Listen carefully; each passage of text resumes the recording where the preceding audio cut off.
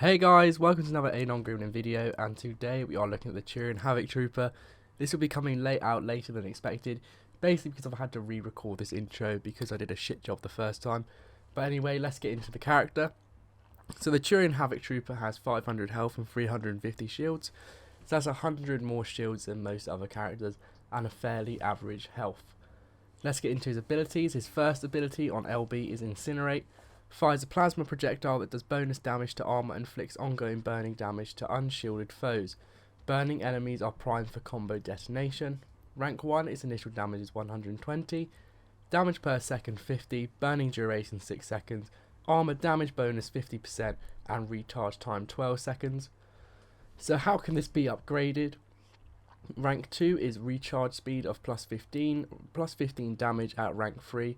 Rank 4 can either be the projectile affects all enemies in a 2 meter radius, or it can be plus 15% damage over time plus 30% duration, that is labelled as burning. Rank 5 plus 50% damage versus armour, that is probably the most useful one here. I know because I've already conducted the rest of the review and that will come in handy, trust me, that skill. Rank 5 impact plus 30% initial damage, that's fairly standard. And its rank 6 is Incinerate's initial attack now triggers combo detonation, or its other rank 6, double Incinerate, also another nice ability, launch 2 projectiles instead of one that seek separate targets. That is also very nice, that's probably the best level 6 that it's got to offer there in Incinerate. Turbocharge, fairly standard power, LB, RB, or L1 and R1 depending on what console you use. Turbocharge you've obviously seen before on other characters and if you've played other Mass Effect games. It temporarily vents weapon heat via armor to improve thermal clip efficiency and boost weapon damage fire rates.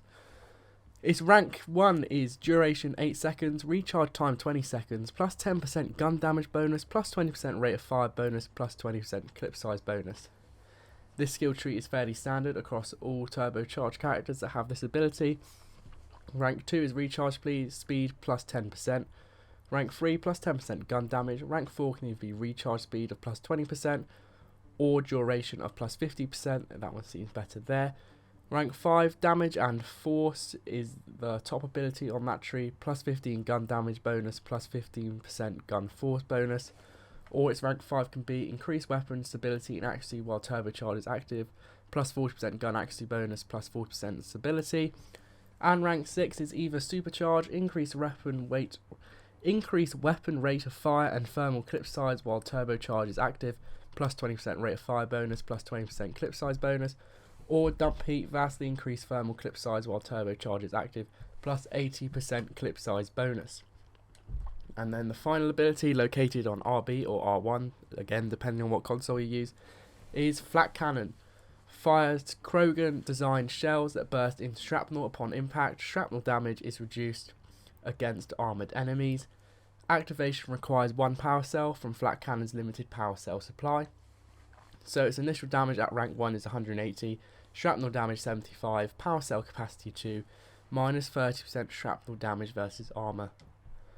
And how can this be upgraded, you may ask? Rank 2 is fairly standard, it is an extra power cell, extremely useful.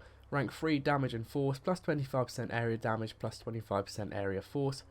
Rank 4 can be damage and force again, but this increases it to 35% area damage or 35% area force. Or rank 4 you can choose to have another power cell. Who doesn't like having another power cell?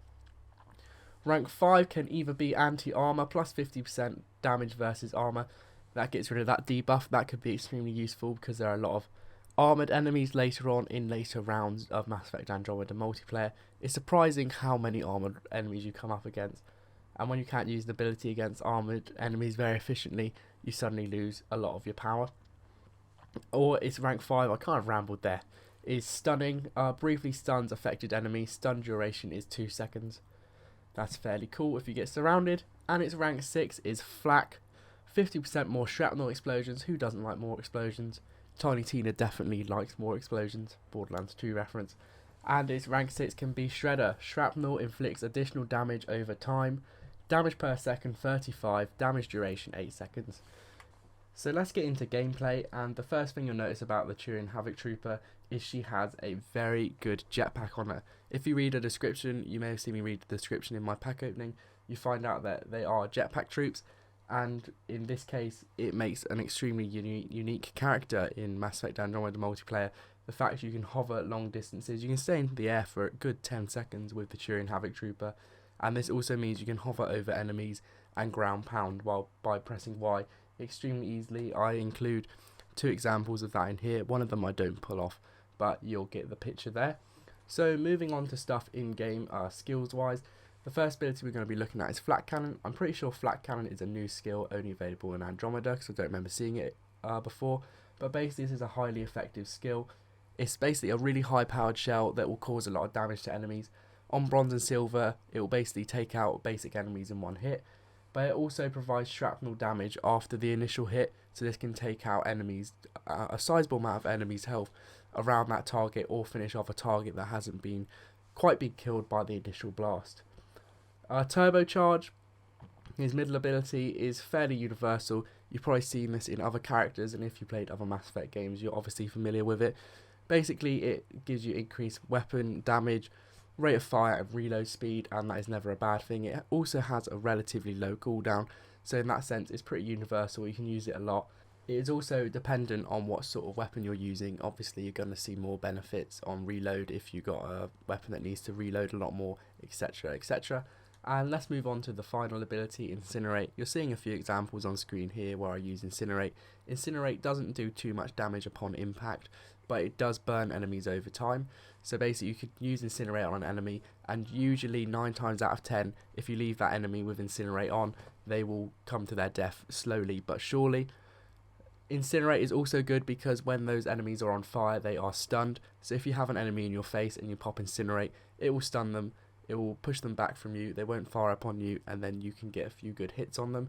So Incinerate and Flak Cannon are basically the same in the fact that they do initial damage and can do damage over time, but Incinerate does a lot more damage over time. One thing I forgot to mention when it comes to Flak Cannon is not a cooldown ability, it's something you have to get power cells for from ammo crates. The thing is with this, it is very generous compared to stuff like mines and sticky grenades, in the fact that when you get it at base level you get 2 power cells already. This is extremely useful, and its level 2 is the ability to get 1 more, so you basically have 3 power cells right off the bat.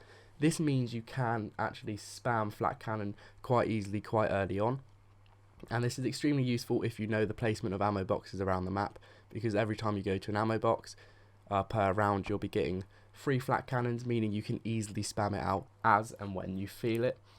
So if we look at the Turian Havoc Trooper as a whole now, she is an effective character, but she is one you have to invest time in.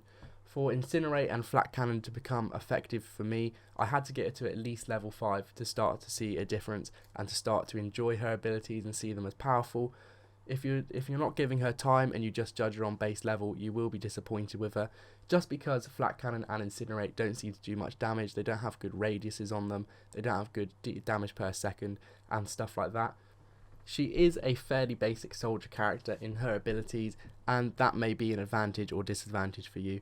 If you're somebody who likes a character that doesn't really have a lot of exotic ability, doesn't need a lot of skill to play, the Turian Havoc Trooper is definitely for you.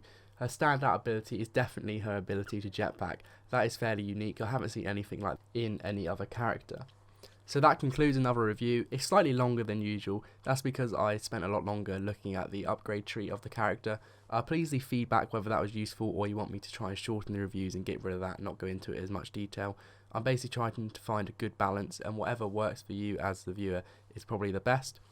You may realise now that I've got new graphics on my channel, a new logo and a new banner. This was all good. What? And I'd just like to mention that I have a new logo and a new banner on my channel. This was organised by my friend Brendan. He doesn't have any sort of YouTube channel or social media accounts that he does publicly for you to follow, so I can't really plug him in here, but I thought it'd be nice to just give him a little shout out and draw it to your attention that this channel is slowly developing into a Mass Effect channel, because that seems to be what you guys want. So enjoy playing Mass Effect Andromeda. Sorry this has been such a long review, and have a nice day.